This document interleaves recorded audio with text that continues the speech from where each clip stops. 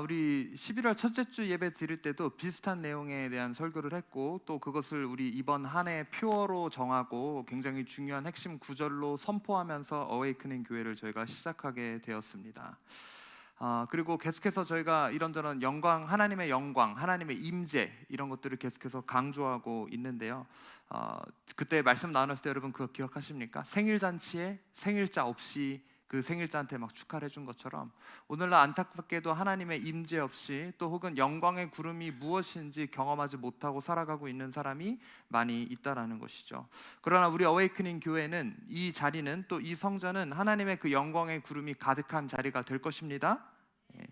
그래서 얼마 전에 한 성도님과 이야기를 나눴습니다. 저희가 매년 겨울에 청소년 캠프를 진행하고 있고, 이번에도 이 다가올 26년 1월 캠프 어웨이크닝 2026을 놓고 아주 이렇게 수고하고 헌신하고 있는 가운데 있습니다. 근데 그때 이제 연합해서 금요 집회 같은 경우에는 성도님들과 함께 저희가 드리는데, 청소년 집회다 보니까 저희가 이런 이 스모그 머신을 해서 이렇게 안개를 뿌리고 이렇게 예배를 하는 경우가 있습니다. 근데 이 안개가 무엇을 상징한다 그랬죠? 구름을 상징하고 그것이 하나님의 임재를 상징한다라고 설명을 드렸습니다. 단순한 무대 조명을 위한 특수 효과는 아닌 것이죠. 그것 이상의 이런 영적인 의미가 있다라고 말씀을 드렸습니다.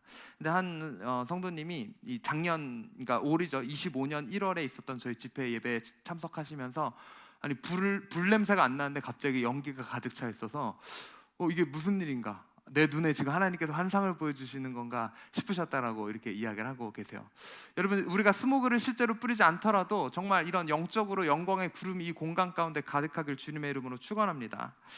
이렇게 우리가 또 구름 기둥, 구름을 떠올리다 보면 출애굽 사건을 기억할 수 있습니다. 우리 출애굽할 때 이스라엘 백성이 광야 가운데 나아갈 때 늘 함께 두 기둥이 따라다녔는데, 첫 번째는 무엇이 따라다녔죠?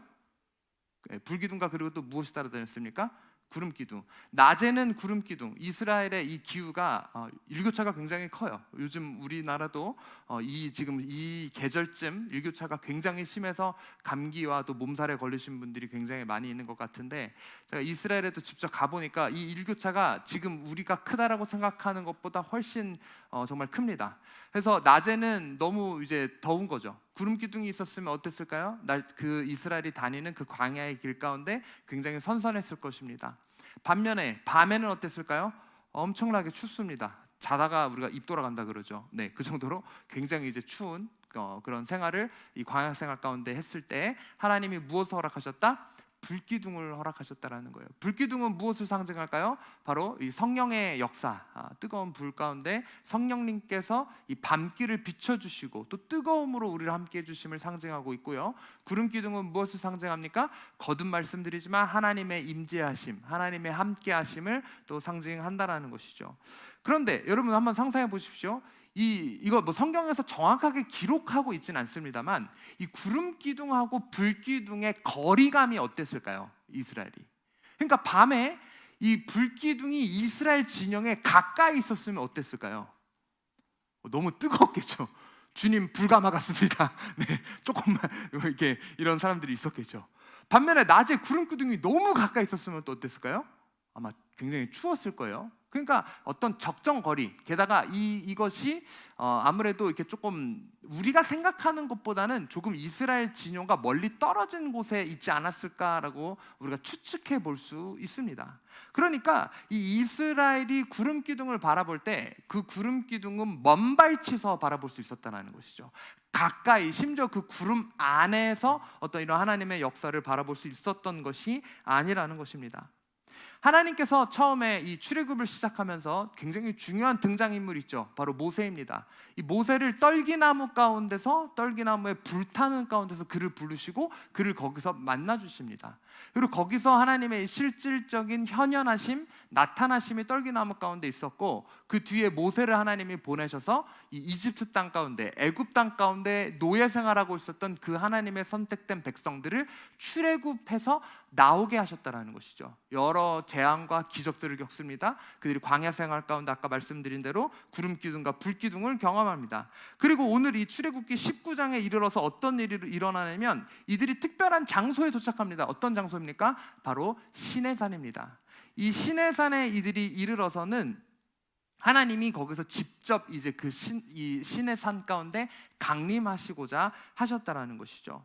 그러면서 이제 모세를 불러서 이 오늘 본문의 내용을 보면 너희가 나의 이 강력한 이 임재 가운데, 나의 이 현현 가운데 나아오려면, 그것을 경험하려면 너희가 이런 것들을 해야 한다라고 하나님이 말씀하셨던 것입니다.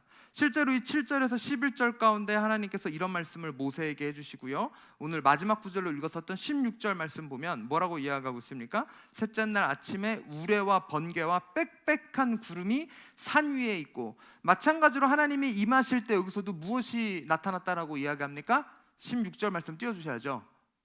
16절 말씀에 여기에 보게 되면 빽빽한 구름이 산 위에 띄어졌다라고 이야기하고 있습니다. 오늘 본문 16절입니다. 그러니까 하나님의 역사하실 때 거기에 동시에 나타났었던 것이 바로 빽빽한 하나님의 이 구름을 통하여서 사람들이 가시적으로 그것을 볼 수 있었다라는 것입니다. 그뿐 아니라 또 여기에 뭐라고 이야기하고 있습니까? 그 뒤에 빽빽한 구름이 산 위에 있고, 그 다음에 나팔 소리가 매우 크게 들렸다라고 이야기하고 있습니다. 그러니까 눈으로는 구름을 볼 수 있었으며 귀로는 무엇을 들었다? 하나님의 나팔 소리. 그래서 우리가 예수님이 다시 오실 때도 뭡니까? 구름 타고 그가 오신다고 이야기하죠. 그리고 올 때 우리는 무엇을 듣습니까? 나팔 소리.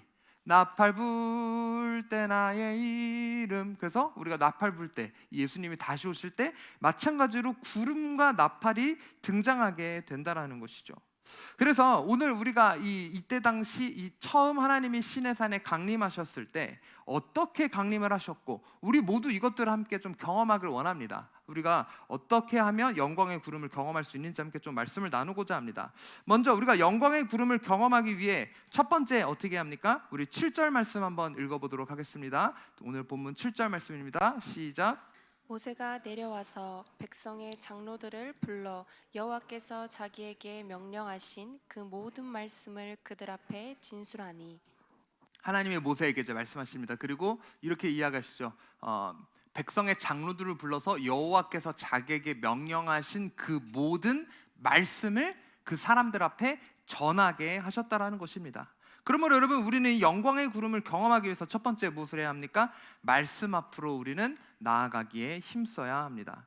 여러분, 이 말씀은요, 몇 번이나 강조해도 절대로 지나치지 않는 부분입니다. 사실 제 설교를 오래 들어오신 분들은 아실 수 있으실 거예요. 거의 제가 설교하는 굉장히 많은 부분에 포인트로 들어있는 게 이 말씀의 중요성이에요. 그러니까 뭘 본문으로 하고 어떤 걸 제목으로 사실 해도 거기에 거의 빠지지 않는 것이 바로 이 말씀에 대한 강조점이라는 것이죠. 목사가 말씀을 강조하는 게 잘못됐나요? 네. 근데 어떤 분은 자꾸 말씀 강조해가지고 목사님이 말씀 강요해서 난 교회 못 다니겠다 그러는데, 그럼 제가 뭘 강요해야 됩니까? 말씀을 우리가 강조하고 말씀을 강요해야지, 뭐 다른 거를 강요하면 그게 그 참된 목회자일까요? 아니죠. 그래서 우리가 이 말씀에 대해서 굉장히 중요성을 많이 두고 있습니다. 말씀은 중요합니다. 여러분 동의하십니까? 아멘. 네, 모두 다시 한번, 말씀은 중요합니다. 여러분 동의하십니까? 우리의 신앙은 말씀으로 시작해서 말씀으로 마무리되기 때문입니다. 왜 그러냐고요? 우리의 신앙은, 여러분 잘 들어보십시오, 예수 그리스도로 시작해서 다시 오실 예수 그리스도로 끝나게 됩니다. 동의하십니까? 자, 그러면 사도 요한에 의하면 예수 그리스도께서 말씀으로 이 땅에 오신 것이기 때문에 고로 우리의 신앙은 말씀으로 시작하고 말씀으로 끝난다는 것으로 우리는 기억할 수 있다는 것이죠. 여러분, 그리고 말씀 없이 하나님의 임재, 영광의 구름, 영적인 체험, 이런 것들을 경험하다 보면 그 경험은 오래 갈 수가 없습니다. 더더군다나 말씀 없는 이런 영적 체험, 말씀 없는 하나님의 임재를 체험하면요, 이상하게 왜곡될 수 있어요. 신비주의에 빠질 수 있다는 것이죠. 내가 이 하나님의 그 영광의 구름을 경험했는데, 내가 하나님의 임재를 경험했는데, 나 이런 사람이고, 뭐 자신을 강조하기도 하고요. 더더군다나 이 말씀이 아니라 어떤 그런 느낌. 그래서 여러분, 사실 이 자리, 이 어웨이크닝 교회가 지금 세워져 있는 이 겟세마네 기도원, 이 자리는 어떤 장소입니까? 놀라운 하나님의 어떤 영광의 구름이 임하는 장소, 또 하나님의 성령의 역사가 임했던 장소 아닙니까? 또 임하고 있는 장소입니다. 그래서 막 늘 이야기하잖아요. 야, 전에는 엄청났습니다. 이러면서 그 여기서 이 성령 역사를 경험한 분들이 이것들을 간증을 하고 이것들이 넘쳐나는 자리가 바로 이런 자리라는 것이죠. 그런데 말씀이 없으면 이상해진다라는 거예요. 그 느낌만 찾아다닌다라는 거예요. 우리가 뭐 여기서 뭐 예를 들면 20번 예배를 드리면 20번 모두 우리가 그 성령의 역사, 성령의 임재만 사실 하는 게 아니잖아요. 어떨 땐 말씀으로 뭐 양육도 하고, 어떤 때 권면도 하고 여러 가지 것들을 하지 않습니까? 어떠한 성도님이 그래서 옛날에 그런 거 찾아서 왔다가 세상에 대한민국에 이런 우리 김경래 목사님 같은 분 없다 이러면서 어떻게 이런 분을 내가 천안 살면서 몰랐냐고 하면서 교회에 등록하고 다니시더니 매 예배가 기도원 집회처럼 하지 않으니까 뭐 마지막에는 여기 성령의 역사가 이제 없는 것 같다면서 교회를 이제 나가셨는데 그 본인이 그걸 어떻게 판단하시죠? 여러분 이거 굉장히 잘못됐다라는 것이죠. 무엇 때문에? 말씀이 없기 때문이에요. 느낌만 찾기 때문이에요. 감정만 찾기 때문이에요. 그래서 굉장히 잘못된 신앙입니다. 그러므로 우리는 하나님의 임재도 강조하지만 동시에 무엇이 빠지면 안 된다? 하나님의 말씀으로 나아감이 절대 빠지면 안 된다는 겁니다. 여러분 이것을 반드시 기억해 주십시오. 이상한 신비주의에 빠지는 것이 말씀이 없기 때문이에요. 여러분 말씀 안에 바로 서 있어야 우리는 진정한 하나님께서 부어주시는 영광의 구름을 경험할 수 있다는 것입니다. 그래서 오늘 이 또 7절 말씀을 보게 되면 이렇게 이야기합니다. 여호와께서 자기에게 명령하신 그 모든 말씀을 그들 앞에 진술했다라고 이야기하고 있습니다. 여러분 요즘 또 이 세대의 특징은 뭐냐면요, 하나님의 말씀을 자기가 좋아하는 것만 택해서 취하고 자기에게 조금 무서운 것, 자기가 지키기 어려운 것은 이런저런 변명을 하면서 지키지 않는, 중요하게 여기지 않는 그런 경향이 있습니다. 마치 이런 거와 똑같습니다. 여러분 저는 이 쿠쿠를 굉장히 좋아하는데요. 뭐 초밥도 좋아하고 거기에 다양한 음식이 또 많아요. 그리고 이 천안 쿠쿠 불당점이 쿠쿠 프리미엄으로 승격이 돼가지고 안 가보신 분들은 가보시기를, 그리고 뭐 함께 가실 분이 필요하면 저에게 전화하시기를. 어쨌든 이 쿠쿠에 가면은 다양한 음식들이 많습니다만 이 얼마 전에 저희 학생들을 데리고 같이 갔거든요. 김학현 전사님이랑 저랑 이렇게 가서 학생들이 이렇게 사줬는데 이 애들이 이렇게 보니까 너무나도 당연하게도, 왜 처음에 저도 사실 어렸을 땐 그랬던 것 같아요. 뭐부터 달려가냐면 회부터 달려갑니다. 회부터 달려가서 이제 회를 먹고 이제 하는데, 요즘은 제가 이제 죄송한 말씀이지만 조금 그래도 옛날보다 나이가 들어서 야채부터 먹어야 되겠더라고요. 그래서 이러나 저러나 조금이라도 그래도 샐러드 부분을 가서 샐러드를 이렇게 먹는데, 애들 보니까 샐러드 푸는 사람 있었을까요, 없었을까요? 단 한 명도 없어요. 뭐 고기를 푸든 야채를 푸든, 고기를 푸든 아니면 이 스시를 푸든 회를 푸든 자기가 좋아하는 것만 선택해서 갖고 오고, 야채는 거들떠도 안 봅니다. 쿠쿠뿐만 아니에요. 저희 방경자 권사님이 매일 아이들의 영양을 위해서 이 고기만 해주는 것이 아니라 뭡니까? 이 다양한 야채, 이 음식들, 채소들도 이렇게 조리를 해주시는데, 애들이 야채는 안 푸고 계속 자기들 좋아하는 것만 편식을 하니까 이 아이들이 더더군다나 지금 성장기에 있기에 이 다양한 영양소를 섭취해줘야 되지 않습니까? 그래서 선생님들이 저희가 늘 이야기합니다. 너희들 조금이라도 이거 먹어야 된다. 강제로라도 조금이라도, 알레르기가 있지 않는 이상 이 음식을 섭취하게 합니다. 왜? 다양하게 골고루 필수로 섭취해야 하는 것들이 있기 때문이에요. 근데 우리가 신앙에서도, 특별히 말씀에서도 이 부패식 신앙생활하는 사람들이 많다라는 거예요. 필수로 내가 섭취해야 되는 것들이 있는데 그냥 내 마음대로 내가 좋아하는 것만, 늘 사랑 내 사랑, 이 하나님의 사랑의 말씀만 섭취하고, 하나님께서 앞으로 하실 어떤 심판이나 죄에 대한 것이나, 아니면 우리가 성도로서 마땅히 해야 할 의무 무엇입니까? 뭐 말씀 생활, 헌금 생활, 이런 것들 뭐 듣기 싫어해요. 하지 않아요. 그거는 뭐 구약시대 때 하는 거고, 뭐 자기가 불리한 것만 구약시대 때 하는 거래요. 아무리 가르치고 권면해도 듣지 않습니다. 그리고 내가 좋아하는 말씀만 선택해서 부패식으로 듣는 그런 신앙생활이 요즘에 있다라는 것이죠. 근데 오늘 여기서 분명히 뭐라고 이야기하냐면, 하나님께서 명령하신 그 모든 말씀을 그들 앞에 진술했다라고 이야기하고 있습니다. 여러분, 선택적으로 말씀을 취하는 것이 아니라 이 하나님의 말씀을 가감없이 우리가 듣고 또 가감없이 지키기에 힘쓰는 우리 모두가 되기를 주님의 이름으로 축원합니다. 그래서 시편 99편 7절 말씀을 봐도요, 여기서 이렇게 이야기하고 있어요. 함께 읽습니다. 시작. 여호와께서 구름 기둥 가운데서 그들에게 말씀하시니 그들은 그가 그들에게 주신 증거와 율례를 지켰도다. 이 시편 기자가 하나님의 또 나타나심을 이야기할 때 동일하게 구름 기둥이 등장하게 됩니다. 구름 기둥 가운데서 그들에게 말씀하시니 그들은 그가 그들에게 주신 뭘 지켰다? 증거와 율례, 곧 무엇입니까? 하나님의 말씀을 지켰다라는 것입니다. 그러므로 하나님의 이 영광의 구름을 경험하기 위해서, 하나님의 임재를 경험하기 위해서 반드시 따라와야 되는 것이 말씀으로 나아감이라는 것입니다. 그래서 우리 모두가 말씀으로 나아가 이 하나님의 임재, 영광의 구름을 경험해야 합니다. 자, 그다음 우리 8절 말씀 한번 읽어보겠습니다. 오늘 본문 8절 말씀 함께 읽습니다. 시작. 백성이 일제히 응답하여 이르되 여호와께서 명령하신 대로 우리가 다 행하리이다.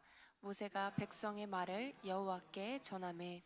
자, 본인 성경책이 있으신 분들은 일제히 응답하여에 밑줄을 치시고 행하리이다의 동그라미를 쳐주십시오. 일제히 응답하여 행하리이다. 여러분, 이 영광의 구름을 경험하기 위해서 우리는 또 무엇을 해야기에 힘써야 하냐? 바로 하나됨으로 행하기에 우리는 힘써야 합니다. 뭘 힘써야 된다고요? 하나됨으로 행하기에 우리는 반드시 힘써야 합니다. 여러분, 올해의 표어가 무엇입니까? 하나 되는 교회이죠. 하나됨을 계속 우리가 강조하고 있습니다. 우리 11월 첫째 주 어웨이크닝 교회 첫 예배를 우리가 들을 때 어떤 본문을 나눴습니까? 솔로몬이 성전을 완공하고 그리고 드린 제사에서 제사장이 서 있을 수 없을 정도로 강력한 하나님의 영광의 구름, 하나님의 임재가 그 공간에 임했다라고 이야기했습니다. 그리고 여기에 이번 여도 표어 말씀으로 이렇게 정했죠. 나팔 부는 자와 노래하는 자가 뭐했다? 일제히 소리를 바라며 여호와를 찬송하며 감사하는데, 그리고 그때의 여호와의 전에 구름이 가득한지라 여호와의 영광이 하나님의 전에 가득함이었더라라고 이렇게 이야기를 하고 있습니다. 여러분, 그 솔로몬이 성전을 완공했을 때 그 장소에 감당할 수 없는, 서 있을 수 없는 하나님의 영광의 구름이 임했었던 이유는 그들이 한 마음이 되었기 때문이에요. 거기 있었던 수백 명의 사람이 일제히 소리를 내올 수 있었던 것은 그들이 한 마음이 되었기 때문입니다. 그렇기 때문에 여러분, 한 마음이 되는 것이 너무나도 중요하다라는 것이죠. 오늘 본문에서도 마찬가지입니다. 오늘 본문 8절 말씀으로 돌아와서 백성이 일제히 응답했다라고 이야기하고 있습니다. 오늘 본문은 그들이 하나님의 영광의 구름을 경험하기 전에 여전히 한 마음이 되었음을 분명하게 강조하면서 이야기하고 있습니다. 누구는 응답하고 누구는 응답하지 않고, 누구는 침묵하고 있고 누구는 째려보고 있는 이런 각계전투의 모습이 아니라, 당나라 군대의 모습이 아니라, 백성 모두가 모세가 하나님의 말씀을 가감없이 선포했을 때 한 사람의 낙오자도 없이 모두가 일제히 거기에 있어서 응답하면서 하나님의 선포된 그 말씀에 나아갔다라는 것이죠. 여러분, 이것처럼 우리 모두 한 마음이 되기에 힘써야 한다는 것입니다. 그럴 때 이 영광의 구름이 임했다는 것을 우리는 반드시 기억하길 원합니다. 앞으로 1년 동안 계속 보겠지만 성경의 많은 역사가 하나됨으로 이루어졌다는 것을 여러분 기억하시길 바랍니다. 여리고 기적은 어땠습니까? 이 사람들이 그 무너질 수 없는 여리고성을 눈앞에 두고 하나님이 뭐라고 말씀하셨습니까? 그 성 도라라고 이야기할 때 어떤 사람이, 똑똑한 사람이 나타나가지고 이거 도와라서 뭐합니까? 지금 우리 이 성을 어떻게 무너뜨릴 수 있는지 이 공성법을 연구해야 돼요. 뭐 무기를 준비하든가 해야지. 지금 뭐 하는 겁니까? 막 이렇게 이야기할 수 있었어요. 동의하지 않을 수도 있었어요. 니들이나 돌아, 나 안 돌아. 아니면 이게 뭡니까? 7일 돌았잖아요. 한 3, 4일 돌다가 뭐 하는 짓이요 이게? 이런다고 이거 무너져? 이러면서 막 동의하지 않고 막 누군 하고 누군 안 하고 이럴 수도 있었다라는 것이죠. 그랬으면 그 여리고성이 무너졌을까요? 아닙니다. 모두가 한 마음을 품고, 물론 거기에 속으로 동의하지 않는 사람이 있었을 수도 있었겠죠. 뭐 저 같은 사람이 있었을 수 있어요. 이런다고 무너지나 그랬을 수도 있어요. 그런데 그런 생각이 들었다 하더라도 니네 해라 난 안 해라 이게 아니고, 모두가 그래도 순종하는 마음으로 한 마음이 되어 그 여리고성을 돌았을 때, 그리고 돌고 봅니까? 가장 마지막에 그들이 한 행동이 뭡니까? 마찬가지로 그들이 일제히 큰 소리를 질렀을 때, 나팔과 함께 소리를 질렀을 때 그 견고한 성이 무너져 내렸다라는 것이죠. 아멘.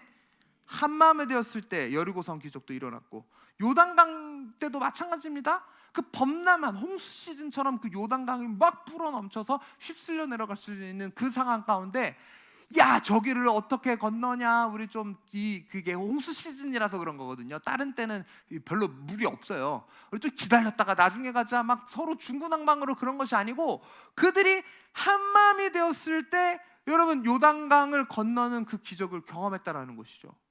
그런데 여러분 사실 이 출애굽 역사를 보면 여기서 한 마음이 되어서 이 기적을 경험하는 것들도 보면 누구 때 일어났어요? 여호수아 때 일어났잖아요. 그래서 이 사건 일어나기 전에 출애굽 후반에 뭡니까? 결국 한 마음이 되는 것을 하나님이 이렇게 강조하셨는데 이 모세 시대 때 이 출애굽 1세대들이 한 마음 됐었나요? 걸핏하면 뭐라 그래요? 모세가 뭐 얘기해도 모세 때려 죽이고 돌아가자 막 이 난리를 치잖아요. 그래서 결국 뭡니까? 하나님이 그 불뱀을 보내가지고 광야에서 하나님 보낸 건 아니고 원래 하나님이 보호하고 계셨지만 그 보호의 손길을 거두셨던 거예요. 사람들이 불뱀에 물립니다. 그때도 모세가 하나님께서 주신 말씀이 뭐예요? 이 놋뱀 보는 자는 살리라고 이야기하시잖아요. 한 마음이 됐으면 모두가 놋뱀 보고 살았을 거예요. 근데 뭡니까? 그때도 한 마음이 되지 못해가지고 한 마음인 사람들은 놋뱀을 바라보고 목숨을 건졌는데 한 마음이 되지 못했었던 사람들은 거기서 다 죽은 거예요. 예. 한 마음이 되지 못함으로 인한 결과가 뭡니까? 사망이에요, 사망. 약속의 땅에 들어가지 못함입니다.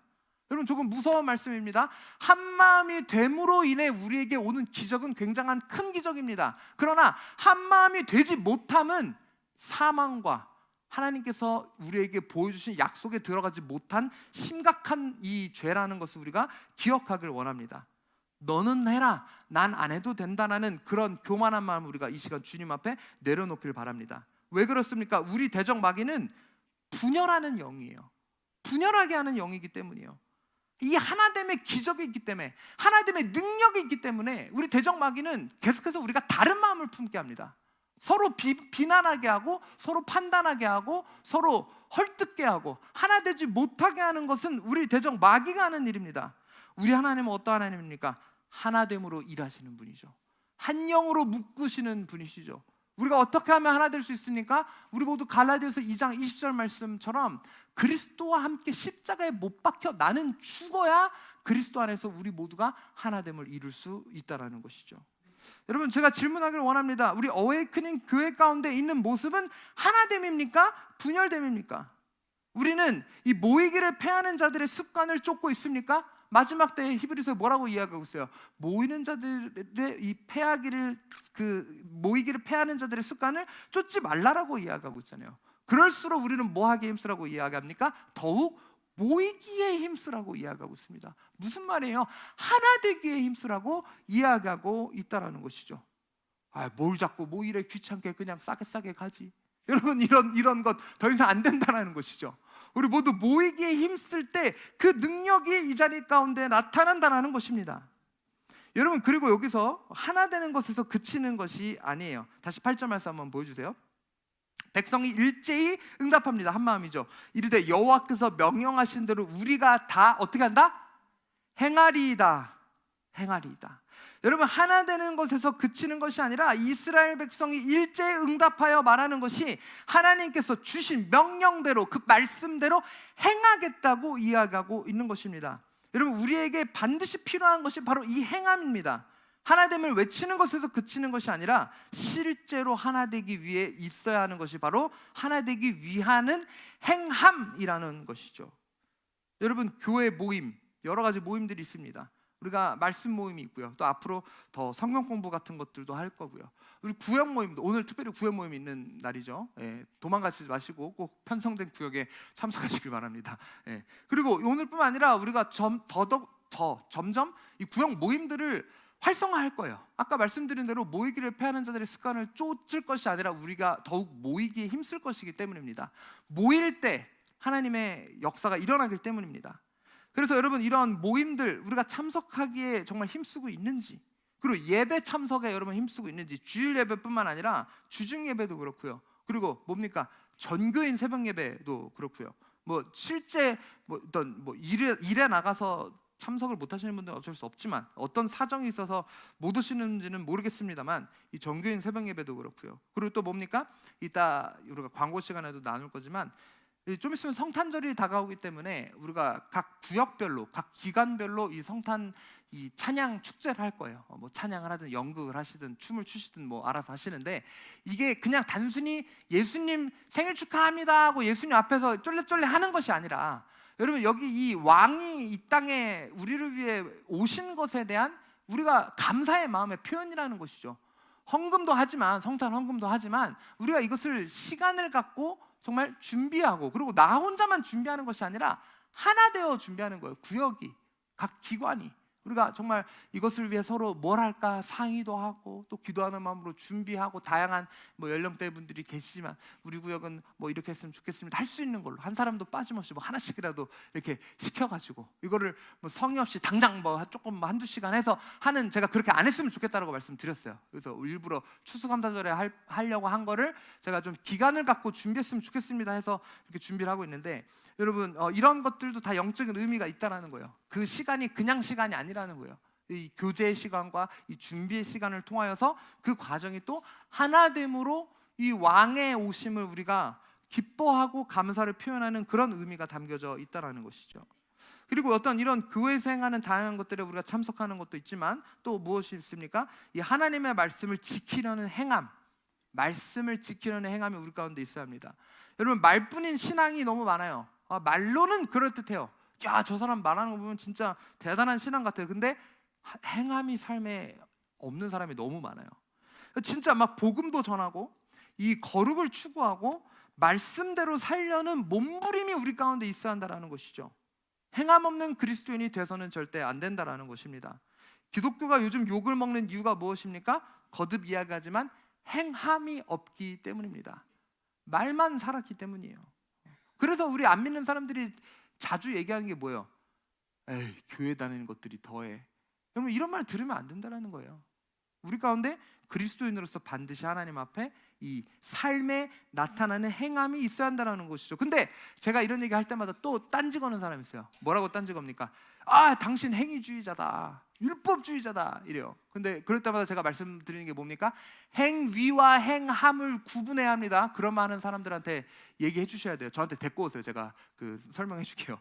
행위와 행함은 분명하게 다릅니다. 여러분 우리는 행위로 구원받지 않아요. 제가 다시 한번 말씀드리지만, 나의 그 어떤 행위로도 우리는 절대 구원을 이룰 수 없어요.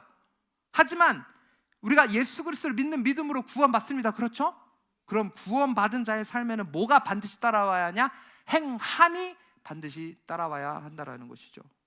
여러분 애초에 하나님께서 이 영광의 구름을 부어주시는 것도 우리가 그분의 임재를 경험하면서, 또 그 이후에 그 임재를 경험한 자로서 행함 있는 믿음이 되기 위해 하나님께서는 이 영광의 구름을 부어주신다라는 거예요. 우리가 그 영광의 구름을 맛봤습니까? 그럼 거기서 머물러 있으면 안 된다는 것이죠. 여러분 이 예수님이 제자들과 함께 그 산에 올라가십니다. 결국 우리가 그 산을 어떤 산이라고 이야기합니까? 변화산이라고 이야기하죠. 거기에 이 예수님이 엘리야와 모세와 함께 그 만나는 장면이 나타나잖아요. 근데 거기에도 그 장면에도 보면 뭐라고 나오냐면 구름이 그 산에 가득했다라고 이야기하고 있어요. 하나님의 임재가 거기에 있었다라는 것이죠. 근데 그 구름을 맛본 제자들이 뭐라고 이야기합니까? 와, 너무 좋은 거예요. 너무 좋은 거예요. 너무 좋아서 뭐라고 이야기하냐? 주님 저 여기서 안 내려갈래요. 여기 그냥 있을래요. 여기를 위해 당신을 위해 초막을 하나 짓고 모세를 위해 하나 짓고 우리를 위해서 졌고 여기서 평생 있었으면 좋겠습니다. 이렇게 이야기합니다. 근데 그것을 허락하십니까? 하나님께서? 영광의 구름을 경험하고 거기에 머물러 있기를 원하십니까? 아니라는 거예요. 그것을 경험했으면 이제 뭡니까? 정신 차리고 내려가야죠. 하나의 그 영광의 구름을 갖고 내려가야죠. 무엇을 의미합니까? 이제 뭐요? 제자로서의 그 삶, 거기서 끝나는 것이 아니라 이제 진정한 그 영광의 구름을 그럼 경험한 합당한 자로서의 삶을 살라라는 것이죠. 여러분 여기에만 절대 머물러서 안 된다는 거예요. 그래서 우리 어떤 분이 어떤 때는 기도원에 와서 진짜 기도할 거리가 있어서 이렇게 40일 제가 있겠습니다. 이런 분들은 상담을 통해서 40일 있게 하지만 그냥 여기가 좋사오니 하고 여기서 계속 먹고 자고 하게 하지 않는다라는 거예요. 그래서 일주일간 하시고 그리고 또 연장하고 뭐 가능하면 본교에 가서 예배도 드리고 여기에 계속 머물러 있는 것이 아니라 기도원에서 은혜 받았으면 삶 가운데 이 영광의 이 구름을 갖고 나아감, 행함이 반드시 우리 가운데 따라와야 한다라는 것이죠. 그래서 이 행함 있는 신앙을 우리가 살기 위해 사실 오늘 저희 학생들과 청년들은 노방전도를 나갑니다. 어웨이크닝 교회의 이 첫 노방전도로 저희가 예쁜 풍선도 마쳤고요. 이 전도형 핫팩 어웨이크닝 교회께 새로 인쇄물도 예쁘게 맞춰서 이 노방전도 나가서 아이들 저희 못 보신 분들도 있겠지만 지난달 어웨이크닝 워십할 때 여기서 아이들 무언극 한 거 있죠. 그 복음의 메시지가 있는 그 무언극도 하고, 우리 추수감사 지난 주일 얼라이브 예배 때 저하고 저희 사모가 했었던 랩도 이렇게 막 하고 그래서 막 가서 사람들 제가 기도도 해주고 이렇게 복음을 전하는 시간을 이렇게 가지려고 해요. 어떤 친구는 태어나서 처음 전도 나가는 청년도 있어요. 교회 온 지 얼마 안 됐는데 가서 막연하게 뭘 해야 될지 모르는 사람들도 있습니다만 이렇게 가서 행함 있는 이 믿음을 우리가 갖기 위해 이렇게 좀 저희가 나가려고 합니다. 그냥 교회 홍보하러 나가는 게 아니라 진짜 복음을 전하러 저희가 나가는 거예요. 그리고 나중에 저희 장년들도 이렇게 좀 함께 우리가 기획해서 같이 좀 나갔으면 좋겠습니다. 아멘. 네, 또 아멘 소리 들어갔는데 옛날에 붕어빵전도 원래 코로나 전에 저희가 열심히 했었거든요. 그렇죠? 붕어빵 반죽 기계 해가지고 가스통 싣고 가서 막 이렇게 나눠주고 했었는데, 우리 뭐 붕어빵 전도가 됐든 핫팩 전도가 됐든 우리가 함께 또 이 뭐 전도도 그렇고 이 말씀으로 나아감도 그렇고 이 행함 있는 믿음으로 나아가는 그런 우리 모두가 되길 주님의 이름으로 축원합니다. 하나됨으로 행함. 네. 자, 그다음 세 번째 우리 9절 말씀 한번 읽어보겠습니다. 오늘 본문 9절 말씀. 시작. 여호와께서 모세에게 이르시되 내가 빽빽한 구름 가운데서 내게 임함은 내가 너와 말하는 것을 백성들이 듣게 하며 또한 너를 영영히 믿게 하려 함이니라. 모세가 백성의 말을 여호와께 아뢰었으므로. 영광의 구름을 경험하려면 세 번째는 영적 인도자를 믿고 따라야 합니다. 여러분, 사실 아직 저는 이런 얘기를 할 때 조금 망설여지고 낯간지러운 게 조금 있어요. 솔직하게 말씀드리면. 왜 그러냐면 이게 어떻게 보면 저를 따르라는 거잖아요. 그렇죠? 네. 그래서 이런 얘기를 하기가 낯간지러울 수밖에 없어요. 그래서 이런 얘기를 제가 할 때는, 이런 포인트를 넣을 때는 진짜 준비하고 묵상하고 기도하고 하나님 주신 마음이 있을 때 제가 이런 것을 나누는 거지, 뭐 여러분을 그냥 뭐 가스라이팅하고 저를 막 잘 대해주더라고 그런 마음에서 나누는 게 절대 아닙니다. 또 저에게 이 담임 목사라는 직책을 주신 것은 사실 하나님이신 거죠. 아멘.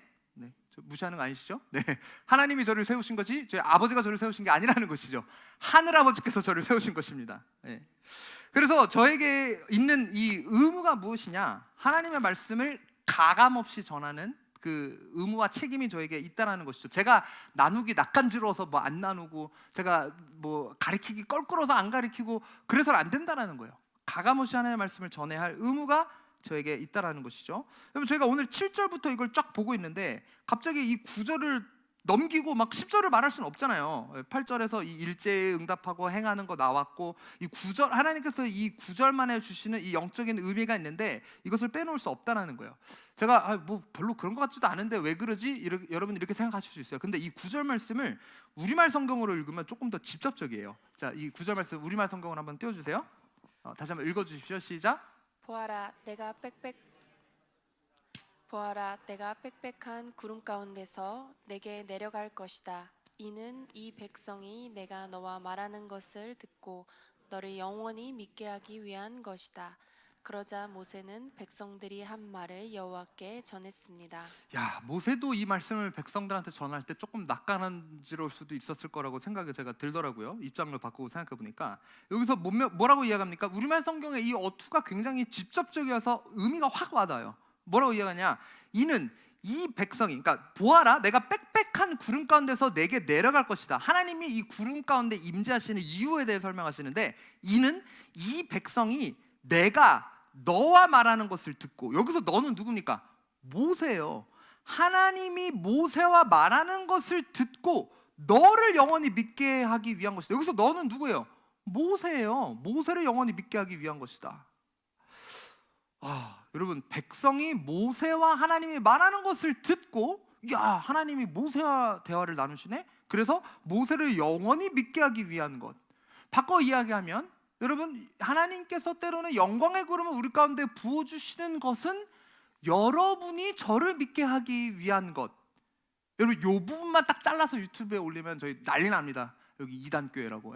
무슨 제가 여기서 이야기하는 게 이만희나 정명석처럼 나를 믿어라 막 이렇게 교주처럼 제가 그렇게 이야기하는 게 아님을 여러분 깨달으시길 바랍니다. 꼭 이상하게 편집하면 이상한 내용이 돼버려요. 앞뒤 맥락 없이. 여러분 왜 여기서 하나님은 이스라엘로 하여금 모세를 믿게 하기 위한 것이라고 말씀하셨을까요? 하나님을 믿는 게 아니라 왜 모세를 믿게 하기 위해서 영광의 구름을 주셨다고 이야기했을까요? 여러분 여기서 이 믿다라는 이 단어는 어떤 종교적으로 신적으로 모세를 믿고 섬기라고 이야기한 게 아니에요. 그리고 모세도 그걸 바란 게 아닙니다. 그래서 저희가 지지난주인가요?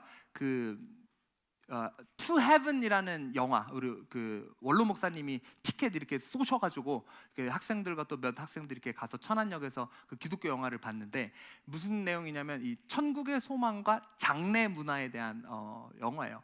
근데 거기에 뭐 여러 인상적인 부분이 있었지만 어떤 부분이 나오냐면 이 모세의 무덤이 어디 있는지를 모른대요. 그러니까 다른 유적지들은 막 많이 알려져 있는데 도무지가 알 수가 없대요. 대충 어디 산 어디 쪽인지는 짐작은 가는데 이게 옛날부터 어디였더라는 말도 아예 없고 모른대요. 근데 그 모르는 이유는 일부러 모세가 신격화되게 하지 않기 위해서 그것을 감추셨다라고 이야기를 하더라고요. 그리고 모세도 마찬가지로 자기가 신격화되기를 바라지 않았던 거예요.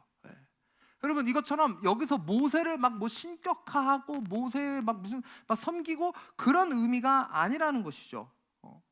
여러분 이 좀 원어로 보게 되면 이것에 대해서 우리가 좀 이해를 할 수 있는데 여러분 여기서 사용되는 이 믿다라는 이 동사 히브리어는요 여러분 모두가 사실 아시는 단어예요. 이 자리에 있는 사람 한 명도 빠짐없이 아는 이 말이에요.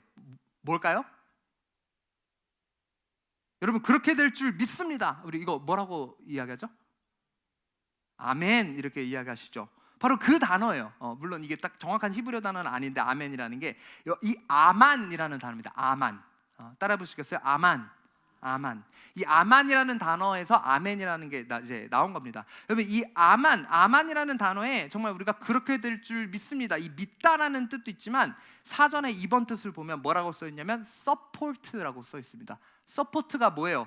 지지하다, 돕다라는 그런 단어이죠. 그러니까 여기서 하나님이 모세를 믿게 하기 위한 것이라는 게 어떤 의미냐면 그를 종교적으로 믿고 섬기라는 의미가 아니에요. 아니 10계명에서부터 나 외에 다른 우상을 두지 말라 그런 하나님이 모세를 섬기라고 하셨겠어요? 문맥상 이게 말이 안 되잖아요. 그러니까 여기서 모세를 영원히 믿게 하기 위했다라는 것은 그를 서포트, 돕고 그를 지지하고 섬기고 하라는 그런 의미에서 하나님께서 말씀하셨다는 것이죠. 우리가 전후 맥락을 보면 알잖아요. 왜? 걸핏하면 이스라엘 백성이 기분만 나쁘면 뭐라 그랬다? 모세 때려 죽이고 다시 애굽으로 돌아가자. 그러니 하나님 보기에 모세 얼마나 안쓰러웠겠어요. 아이고 쟤는 내 말 듣고 여기 나와서 열심히 고생하고 있는데 저놈의 백성들을 맨날 때려 죽이자고 하네. 그러니까 이제 하나님이 어떻게 보면 모세 이제 편을 들어주신 거죠. 나중에도 보면 뭡니까? 이 미리암하고 아론이 막 모세를 비난하고 그럴 때 하나님 누구의 편을 들어주셔요?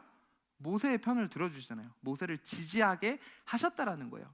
이 하나님께서 왜 그러시냐면 이 영적인 인도자를 통해서 끌고 가자고 하는 그런 방향이 있기 때문이에요. 이 영적 권위 앞에 우리가 때로는 굴복하고 순종해야 할 필요가 있기 때문입니다. 때로는 내가 동의하지 않더라도 여러분 내가 진짜 인정하고 내가 나의 영적인 목자로 받아들이는 영적 권위를 인정하는 사람이라면 그 말에 내가 순종할 줄 알아야 합니다. 근데 보통 이런 거 권면하면요 좀 달갑지 않아도 진짜 순종하는 사람이 있고 그 자리에서 그냥 똥 씹은 표정하고 가는 사람이 있어요. 아니면 아예 그냥 교회 나가버리는 사람도 있어요. 여러분 그것이 아니라 내가 내 멋대로 신앙이 아니라 무엇입니까? 말씀대로 신앙생활 하기 위해 하나님이 영적인 권위자를 우리에게 주신 거예요. 어떤 사람은 이렇게 얘기하는 사람이 있어요. 야, 이 만민 제사장이 된 지가 언젠데 아직도 저런 고리타분한 설교를 하나 젊은 사람이 무슨 목회자의 뭐 그런 게 어딨어? 우리 다 만민 제사장 거룩한 제사장인데 그런 게 어딨어? 이런 사람이 있어요. 여러분 근데 목사라는 직분이 나중에 사람들이 만들었나요? 저희 여기 교회로 온 공부하신 분들 지난달 사람들이 만들어낸 건가요? 이 직분? 성경에 나와요. 목사라는 직분이 애초에 초대교회 때 하나님이 누구를 세우셨어요? 목회자들을 세우셨어요. 사도를 세우셨어요. 만인 제사장인데 왜 목회자들을 세웠나요? 그러면 뭐가 무너집니까? 교회 안에 질서가 무너지잖아요. 질서가 무너진 교회에 결국에 뭐가 틈탔습니까? 초대교회 보면 이단들이 틈탔잖아요. 이단들이 틈타서 이 교리 얘기하고 저 교리 얘기하고 막 중구난방으로 되니까 그때 이제 사도 바울이 뭡니까? 서신서를 써서 그런 것들을 딱 영적 권위로 정리한 거 아닙니까? 고린도 교회도 마찬가지로 고린도 전서 보내서 막 책망하고 고린도 후서 보내서 이제 좀 위로하고 무엇 때문에? 영적인 하나님께서 인도자를 통해 하시고자 하는 일이 있기 때문이에요.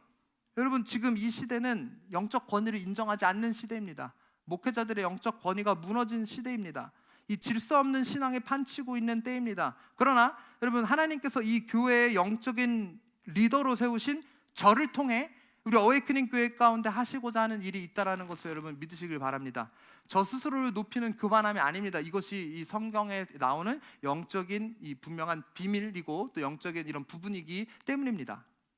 감사하게도 권면을 드리거나 말씀을 드리면 아직까지는 그래도 우리 교회에 순종해 주시고 지지해 주시는 분들이 많아요.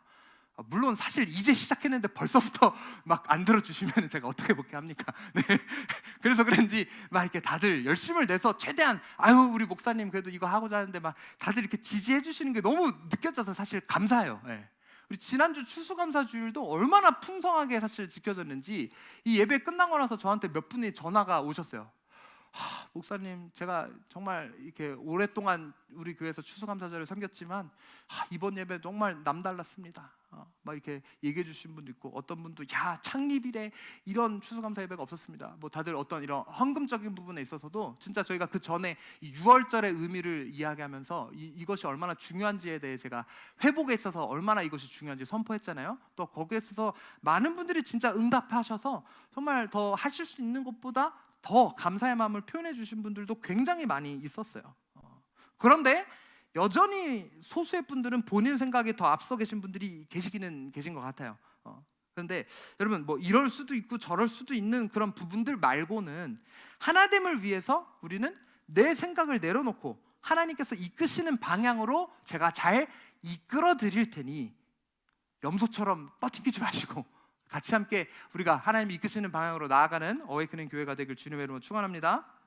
자, 그다음 우리가 영광의 구름을 경험하려면 우리 10절 말씀 한번 읽어주십시오. 시작. 여호와께서 모세에게 이르시되 너는 백성에게로 가서 오늘과 내일 그들을 성결하게 하며 그들에게 옷을 빨게 하고. 자, 여기서 뭐라고 이야기하고 있습니까? 오늘과 내일 그들을 성결하게 하며. 그래서 여러분, 우리가 영광의 구름을 경험하기 위해서 네 번째, 정결함을 갖춰야 합니다. 이 성결함을 추구해야 합니다. 이 하나님의 임재함을 경험하기에 있어서 성결함은 필수 요소예요. 그래서 이 이후에 지금은 아직 이제 시내산에 처음 하나님이 이제 강림하신 그런 때이지만 이 출애굽기 후반에 가게 되면 뭐가 등장합니까? 성막이 등장하잖아요. 더 나아가서 이후에 다윗과 솔로몬으로 인해서 뭐가 완공됩니까? 성전이 완공되잖아요. 그래서 거기서 제사 드리기 전에 꼭 해야 하는 것이 있었어요. 바로 뭐냐면 이 물두멍에서 손을 씻는 정결 예식을 하나님께서는 한 다음에 제사를 드리겠다라는 것이죠. 더러운 상태에서, 죄가 있는 상태에서 하나님은 제사하게 하지 않았다라는 거예요. 그리고 지성소에 들어가는 대속제일에도 마찬가지입니다. 지성소에 들어가는 대속제일에 어떻습니까? 거룩하신 하나님의 임재 앞에 그 어떤 죄악이 있으면 즉사예요. 즉사. 그렇기 때문에 이 온갖 회개하고 어떤 갖추고 이렇게 들어갔다라는 것이, 그래서 우리 대속제일에 지성소에 들어가는 대제사장에는 이 끈하고 방울을 달아가지고 방울 소리가 안 나면 죽었구나 하고 이렇게 끌어내게 하셨잖아요. 그것처럼 하나님의 임재 가운데 나아갈 때 이 정결함을 갖추는 것, 성결함을 추구하는 것은 너무나도 중요하다라는 것이죠. 중요한 정도가 아니라 이건 필수 요소예요. 정결하지 않고서 하나님의 임재를 경험할 수 없다라는 거예요. 내가 하나님의 임재하심을 경험하지 못했다? 모두가 경험하는데 나만 경험 못했다? 내가 죄 가운데 머물러 있기 때문일 수도 있어요. 여러분, 다른 말로 하나님께서는 우리에게 정결함을 명령하고 계신다는 것은 거룩함을 요구하고 계신 거이기도 합니다. 주님이 우리에게 뭐라고 말씀하셨습니까? 내가 거룩하니 너희도 거룩하라. 우리 다시, 내가 거룩하니 너희도 거룩하라. 여러분, 하나님의 영광의 구름을 경험하고 싶은데 온갖 죄악 가운데 빠져 있다던가 반복적인 죄 가운데 있다던가 하면 안 된다는 것이죠. 그래서 실제로 하나님께서는 이 백성들의 마음뿐만 아니라 오늘 10절 말씀에 보면 뭐라고 이해합니까? 오늘 내일 그들을 성결하게 하며 또 그들에게 뭘 하게 하셨어요? 옷을 빨게 하셨어요. 손세탁하게 하셨다는 거예요. 옷을 깨끗하게 빨게 하셨다는 거예요. 왜 하나님께서는 세탁하게 하셨을까요? 단순히 냄새나서가 아니에요. 그들이 이 옷을 빨면서 이 옷에 있는 얼룩을 지우면서 더러움이 씻겨져 나가는 것을 보면서 속으로 기도했을 거예요. 하나님, 제 더러움이 이렇게 씻겨나가게 하소서.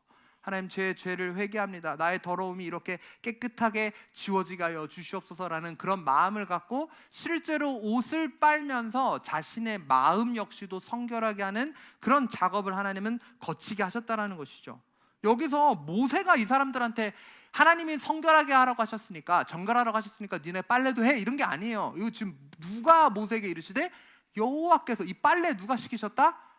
하나님이 시키셨다라는 거예요. 여러분, 남편분이 빨래를 안 도와줍니까? 이 구절을 보여주십시오. 하나님이 빨래 시켰으니 당신도 빨래 하십시오. 토요일날 교회 가기 전에 보여주면 효과가 좋습니다. 네. 자, 여기서 하나님께서는 빨래를 하신 데는 하나님 빨래 하신 게 아니죠. 하나님이 빨래를 하게 하신 데는 이런 영적인 상징적인 의미가 있다라는 거예요. 여러분, 우리 안에 여전히 남아있는 죄의 영역들 회개함으로 돌이키시기 바랍니다. 정결한 모습으로 주님 앞에 나오시길 바랍니다. 죄악 가운데 머물러 있으면 하나님의 임재를 경험할 수 없음을 반드시 오늘 가슴에 새기길 원합니다. 여러분, 오늘날 많은 교회들이 하나님의 영광의 구름을 경험하지 못하는 이유가 무엇일까요? 바로 이 정결함이 없기 때문이에요. 성결함을 잃어버렸기 때문이에요. 여러분, 부끄러운 이야기지만 저희 한국의 또 굉장히 큰 교회 중에 한 교회에서 담임 목사님 돈 횡령 문제가 또 있었어요. 얼마 전에 뉴스에서 지금 계속 있고, 그 문제 때문에 막 어떤 권사님인지 누가 기도하고 있는데 목사님 파가 와서 막 넘어뜨리고 막 이런 게 동영상에 뜨고 막 지금 막 난리가 났어요. 또 돈 문제 때문에. 예. 그리고 이게 한국에 있는 이 교회 말고도 사실 이제 미국의 시애틀에 굉장히 큰 한인교회가 있거든요. 시애틀의 가장 큰 교회예요. 거기서도 부교역자가 이 돈 수십억을, 담임 목사가 아니고 거긴 부교역자가 좀 이중장부를 써가지고 돈을 횡령하는 그런 일이 최근에 이렇게 좀 불거졌습니다. 여러분, 이런 일들이 왜 일어날까요? 지금 이 시대는요, 안타깝게도 목회자들부터가 거룩함을 잃어버렸어요.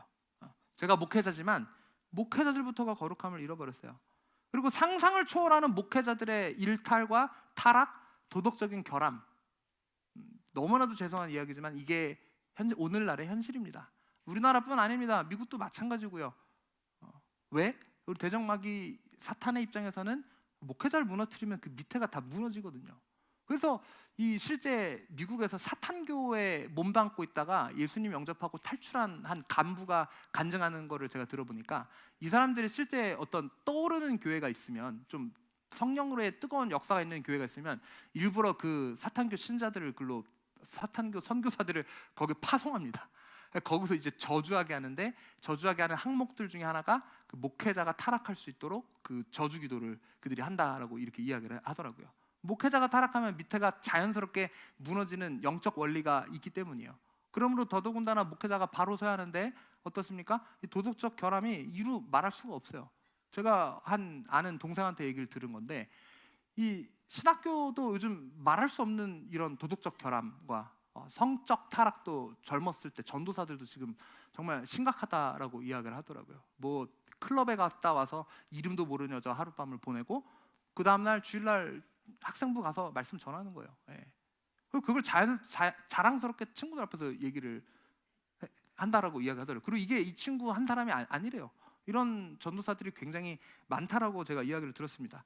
전도사들만 이럴까요? 아마 이 알려지지 않은 이 목회자들의 일탈과 타락, 거룩함을 잃어버린 일들이 드러난 것들도 이렇게 요즘 많은데, 드러나지 않은 성적인 문제나 돈 문제나 그 기타 등등의 여러 문제들이 너무나도 요즘 많다라는 것이죠. 그런데 하나님의 임재하심이 그 가운데 있을 수 있을까요? 하나님의 임하심이 없는 종교 행사가 되는 거예요. 그리고 저도 늘 조심하는 게 뭐냐? 하나님, 내가 하나님 앞에 정말 바로 서서 이것이 정말 좋은 종교 강연이 아니라, 울리는 꽹과리가 아니라, 하나님 이것이 진정성 있는 하나님 앞에 울리는 외침이 되게 해주시옵소서. 그래서 내 안에 하나님을 경외함을 부어주시옵소서. 제가 늘 이렇게 기도하고 단위에 섭니다. 여러분, 지금 이 시대는 거룩함을 잃어버렸어요. 정결함을 잃어버렸어요. 하나님을 향한 경외함을 잃어버렸습니다. 사랑만 외치고 하나님을 향한 거룩한 두려움, 공의 하나님에 대해서 이야기하지 않는 그런 시대예요. 여러분, 우리는 이 거룩의 능력이 있음을 반드시 기억하기를 원합니다. 그렇기 때문에 하나됨을 위해서, 또 이 영광의 구름을 경험하기 위해서 반드시 우리는 정결함을 갖춰야 합니다. 그래서 나부터 회개하기를 원합니다. 저 눈에 보이는 그래 제가 문제야, 쟤 때문에 안 되는 거야가 아니고 나부터 회개하기를 원합니다. 내가 혹시 내 안에 하나님 앞에 정결함을 갖추지 못하고 있는 부분들, 여전히 여러분 술의 문제 있습니까? 뭐 청년들 성적인 문제 여전히 뭐 있습니까? 돈의 문제 있습니까? 하나님의 거룩한 성도로서의 합당하지 못한, 말씀 앞에 순종하지 못한 그 무엇이 뭐라 하더라도 그 모든 죄를 십자가 앞에 내려놓고 정결한 모습으로 주님 앞에 나아갈 때 우리가 그 영광의 구름을 경험할 수 있다는 것이죠. 그리고 이어서 11절 말씀 한번 보겠습니다. 11절 말씀 함께 읽습니다. 시작. 준비하게 하여 셋째 날을 기다리게 하라. 이는 셋째 날에 나 여호와가 온 백성의 목전에서 시내 산에 강림할 것임이니. 자, 준비하게 하여 셋째 날을 기다리게 하라. 여러분, 영광의 구름을 경험하기 위해서 마지막으로 우리는 준비함으로 기다림이 우리 가운데 있어야 합니다. 여러분, 이 일련의 모든 것들 있죠. 방금 이야기한 이 4가지, 5가지 것들, 이것들이 하루아침에 되는 게 아니에요. 뭡니까? 준비를 해야 할 수 있다라는 것이죠. 사실 하나님은 모세에게 이렇게 이야기한 다음에 백성에게 전하게 한 뒤 바로 강림하셨을 수도 있어요. 뭐 시간이 필요하면 그 다음날 사실 강림하셔도 이스라엘 백성들이 요것들 뭐 빨래하는 거 막 3일 걸리는 거 아니잖아요. 뭐 그 이 다른 것들 사실 다 그냥 준비하고 뭐 그럴 수 있었어요. 그런데 하나님이 일부러 이 3일이라는 시간, 이 기다림의 시간을 그들에게 갖게 하셨다라는 겁니다. 처음에는 3일이었습니다. 처음 하나님이 이 시내산에 강림하실 때는 3일이었어요. 근데 여러분, 이 뒤에 하나님이 십계명 주시는데 그 돌판 결국 어떻게 됩니까? 깨지죠. 네. 왜 깨집니까?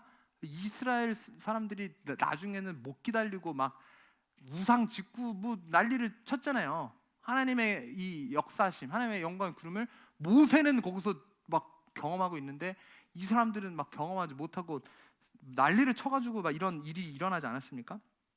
하나님의 일하심 처음에는 3일이에요. 그리고 거기에 순종하며 준비함으로 기다릴 때 영광의 구름을 경험할 수 있습니다. 그런데 이것이 매번 3일은 아니라는 거예요.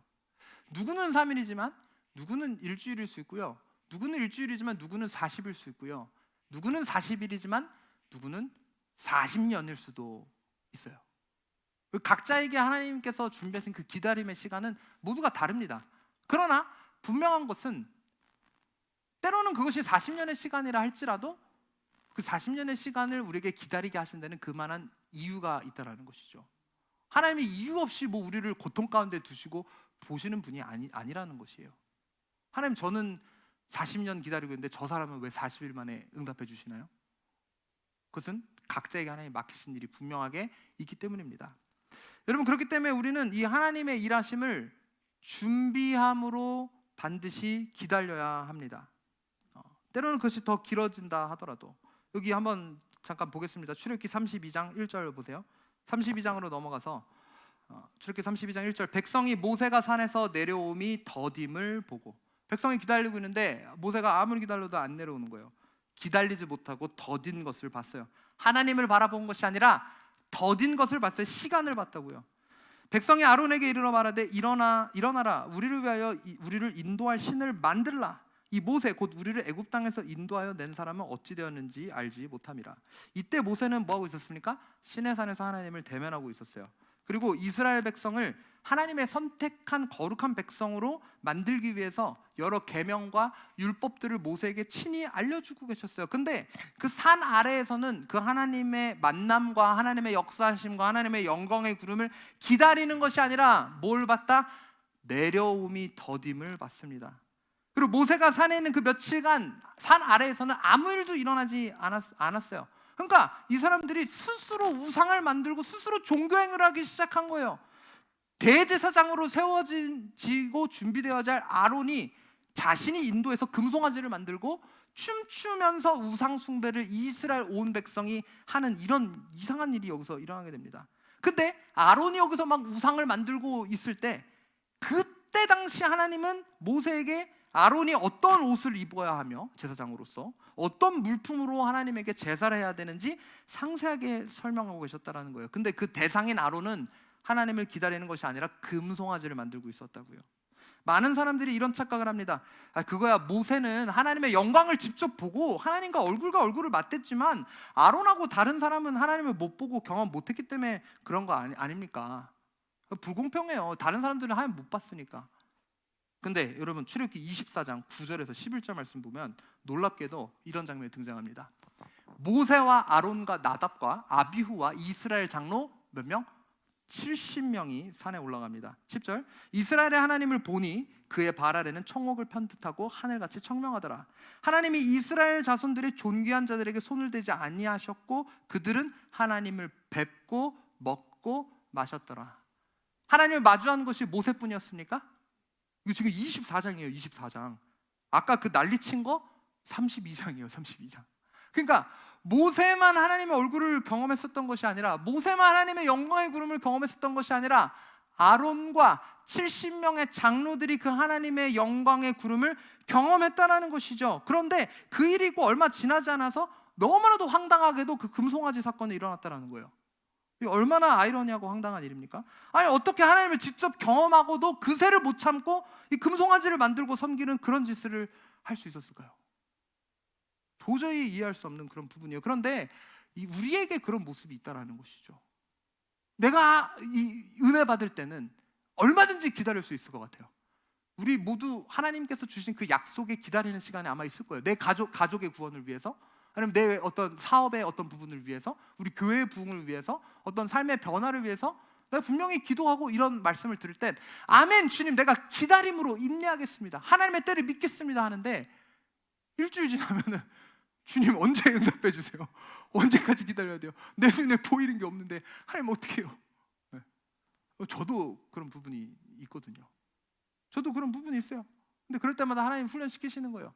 상황 바라보지 말고 나를 바라봐라. 준비함으로 기다려라. 이 시간은 내가 너에게 허락한 거룩의 시간이다. 광야의 시간은 평생이 아니라는 것을 여러분 기억하십시오. 하나님께서 정하신 때가 되면 약속의 땅에 들어가는 겁니다. 누구는 광야의 시간이 아니라 포로의 생활을 보낼 수 있습니다. 하지만 바벨론의 시간 역시도 하나님은 70년이라는 그 기한을 정해주셨다는 것을 여러분 반드시 기억하시길 바랍니다. 여러분, 이후에 한 가지 또 이야기만 하고 말씀을 맺고자 합니다. 여러분, 엘리야가 갈멜산에서 전투하신 장면 다들 기억하시죠? 열왕기상 말씀인데요. 이 열왕기상 18장에 보게 되면 그 뒤에 갈멜산 전투 이후에 보게 되면 이 이스라엘 땅 가운데 있었던 여러 가뭄 가운데 엘리야가 아합한테 이렇게 선포합니다. 큰 비 소리가 있나이다. 비가 올 것을 예언해요. 42절, 아합이 먹고 마시러 올라가니라 엘리야가 갈멜산 꼭다기로 올라가서 땅에 꿇어 엎드려 그의 얼굴을 무릎 사이에 넣고 이제 진짜 비가 오게 해달라고 이 엘리야가 기도하기 시작합니다. 그리고 43절 보면 그의 사안에게 이르되 올라가 바다 쪽을 바라보라. 그가 올라가 바라보되 말하되 아무것도 없나이다. 이르되 몇 번까지? 7번. 그러니까 한 번 보고 엘리야는 막 주여 비를 내려 주시옵소서 하는데 산이 가서 보니까 변화 있다 없다? 아무 일도 일어나지. 다시 와서 아무 변화 없는데요? 야, 내가 기도했으니까 또 가. 두 번째 갑니다. 기도했는데 변화 있다 없다? 이거 몇 번? 7번. 7번. 근데 우리는 한 5번 기도하고 야 차라, 야 그냥 말어, 안 되나 보다, 그냥 내려가자. 그런 사람들이 굉장히 많다는 거예요. 근데 7번까지 여기서 기도하니까 7번까지 기도하니까 44절 보세요. 7번째 이르러서는 그가 말할 때 바다에서 어떤 구름? 여러분 손 펴보세요. 이 구름 얼마나다? 참 하나님 응답해 주시는 것도 답답해요. 내가 이렇게 7번 참았으면 이따만한 구름 나타나야지. 7번 참았는데 이 코딱지만한 구름 나타나가지고 그거 보고 뭐 감동이나 되겠어요? 근데 이 하나님 일하시는 방식이 이렇다는 거예요. 7번 내가 참았는데 하니까 조그만한 구름이 거기서 나타나요. 근데 자, 여기서 이 구름, 이 자그만한 구름을 보고 뭐라고 이야기하냐면 이르되 올라가 아합에게 말하기를 비에 막히지 아니하도록 마차를 갖추고 내려가소서 하라 하니라. 그것을 보고 지금은 작은 구름이지만 이제 하나님이 일하신다. 그러면 그것을 알았다라는 거예요. 그래서 45절 보면 조금 후에 구름과 바람에 일어나서 하늘이 캄캄해지며 큰 비가 내렸다. 그리고 그 비구름이 굉장히 커졌음을 우리는 알 수 있습니다. 마찬가지로 여기서도 뭐다? 동일하게 구름이 개입했다라는 거예요. 처음에는 하나님의 그 일하시는 그 구름이 너무 손바닥만 해서 보이지도 않을 수도 있어요. 우리도 마찬가지로 제가 사실 여러 번 이야기했지만 한국에 나오면서 7년 전에 주님 한국에 나아가면 제가 하나님께서 주신 비전 갖고 다음 세대가 깨어나고 청년들이 막 환상을 보고 하는 이 자리가 진짜 청년들과 온 세대가 정말 아비들은 꿈을 꾸고 이런 역사가 주님 일어날 겁니다. 저 막 이렇게 믿고 왔거든요. 근데 오니까 웬걸 막 코로나 때문에 교회 문 닫고 마녀 사냥 당하고 뭐 난리가 나고 뭐 이번에 교회를 시작하면서도 마찬가지예요. 주님 막 뭐 대단한 일이 일어날 것 같지만 제가 이 7년의 기다림의 시간을 사실 거치고 보니까 이제서야 하나님이 손바닥만한 구름을 보여주세요. 근데 이제는 제가 이 시간을 통해서 마음이 단련돼서 이제 저 구름이 커지나 보다. 지금 우리가 어웨이크닝 교회 가운데 바라보는 하나님의 영광의 구름은 손바닥만 할 수 있어요. 근데 여러분 제가 믿음으로 선포합니다. 예언합니다. 이제 시작입니다. 우리는 이 공간이 이 손바닥만한 구름이 너무나도 커져서 이 기도원 전체를 덮고 천안 땅을 덮고 더 나아가 대한민국을 덮고 온 열방을 덮게 될 것입니다. 여러분 그걸 위해 우리 모두 함께 이 영광의 구름을 경험하면 좋겠습니다. 먼저 내가 그 영광의 구름 가운데 나아가 하나님의 일하심을 경험할 때에 그런 역사가 일어난다는 것이죠. 거듭 말씀드리지만 저 혼자서 할 수 없습니다. 우리 모두가 하나 되는 교회가 될 때 이 역사가 반드시 일어난다는 것을 우리 가슴에 오늘 새기길 원합니다. 같이 함께 기도하시겠습니다. 하나님 감사합니다. 오늘 이 모세가 경험한 하나님의 영광의 구름에 대해서 우리가 함께 나눴습니다. 하나님 정말 이 서 있을 수 없을 정도의 강력한 하나님의 역사하신 그 구름을 우리 모두 경험하기를 원합니다. 정말 그 장소에 빽빽한 구름이 가득 찼다라고 이야기하는데 하나님 지금 우리가 보이는 이 구름은 너무나도 어떻게 보면 세상의 기준으로 보면 보잘것없이 작아 보입니다. 손바닥만 해 보입니다. 코딱지만 해 보입니다. 그러나 하나님 이제 주님께서 일하시기 시작했다는 것을 우리가 믿음으로 선포합니다. 하나님께서 이 땅 가운데 이 장소에 어웨이크닝 교회를 세우신데 분명한 영적인 약속과 그 비밀이 있음을 우리가 깨닫기를 원합니다. 우리가 믿음으로 순종하여 하나 되는 교회로 나아가게 하여 주시옵소서. 올 한 해 이 미션을 우리에게 허락하여 주셨으니 하나됨으로 인하여서 놀라운 하나님의 이 기적을 이룰 수 있는 우리 교회가 되게 하여 주시옵소서. 그래서 이 영광의 구름이 이 자리를 덮고 천한 땅을 덮고 대한민국과 열방을 덮는 그 중심에 우리 교회와 우리 성도들이 있게 하여 주시옵소서. 감사드리며 이 모든 말씀 예수 그리스도의 이름으로 기도드렸습니다. 아멘.